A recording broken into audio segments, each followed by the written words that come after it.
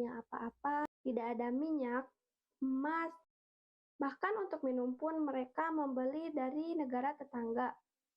Lebih buruk lagi, negara ini baru saja diusir dan dipaksa merdeka sendirian di tengah laut ketidakpastian. Hari itu 9 Agustus 1965, seorang pria berdiri di depan kamera dengan mata berkaca-kaca. Namanya Lee Kuan Yew. Dengan suara bergetar memikul beban jutaan nyawa di atas pulau rawa yang miskin. Semua pengamat internasional bertaruh. Negara kecil ini akan hancur dalam hitungan tahun. Tapi sejarah mencatat hal yang sama sekali berbeda. Bagaimana mungkin sepetak tanah miskin tanpa sumber daya alam tertransportasi menjadi salah satu negara terkaya yang paling aman di dunia? Apa sebenarnya titik balik rahasia yang mengubah nasib mereka selamanya? Mari kita bedah kisahnya. Peta Singapura yang sangat kecil di antara negara-negara Asia di Tenggara. Kapal-kapal tua yang bersandar di pelabuhan kumuh. Titik balik Singapura justru dimulai dari titik terendah mereka. Ketika dikeluarkan dari predasi Malaysia, Singapura mengalami shock berat. Pengangguran menyentuh angka belasan persen, inflasi tinggi, dan konflik antar etnis rawan meledak. Titik balik Singapura justru Lee Kuan Yew, para pendiri mereka sadar, karena mereka tidak punya alam untuk dikuras, maka satu-satunya aset yang mereka miliki adalah manusia. Mereka melihat kelemahan terbesar mereka dan mengubah menjadi senjata. Singapura tidak punya tanah subur, tapi mereka punya lokasi. Mereka berada di jantung jalur perdagangan dunia. Dari situlah strategi. Jika dunia tidak menolong kita harus membuat diri kita sangat penting bagi dunia. Pada tahun 1960-an, teori ekonomi menyarankan negara berkembang untuk berdagang dengan para tetangganya. Tapi Singapura mengambil langkah gila yang melawan arus. Mereka melompati tetangga-tetangga mereka, langsung membidik negara-negara maju seperti Amerika Serikat, Eropa, dan Jepang. Pemerintah Singapura mengetuk pintu perusahaan-perusahaan raksasa di dunia, multinasional, corporat.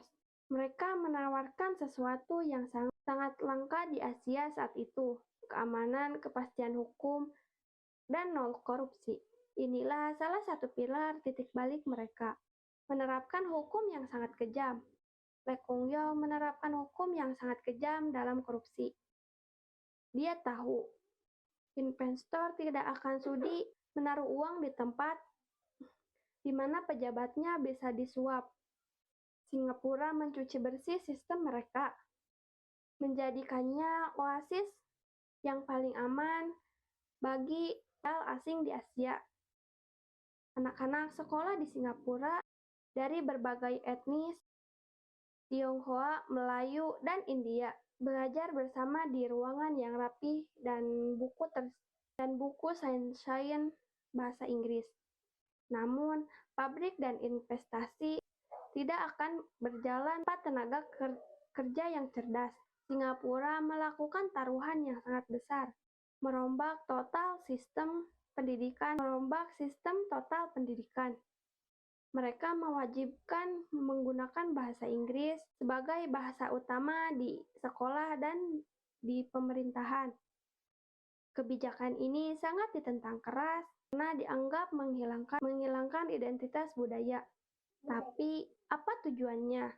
Agar anak Singapura bisa langsung berkomunikasi dan bekerja dengan korporasi global tanpa hambatan bahasa. Mereka mengubah populasi yang tidak berdidik menjadi tenaga kerja keahlian tinggi. Titik balik sejati, sebuah bangsa diuji saat mereka ditekan. Selama 10 tahun, Singapura dihantui oleh ketergantungan air dari Malaysia.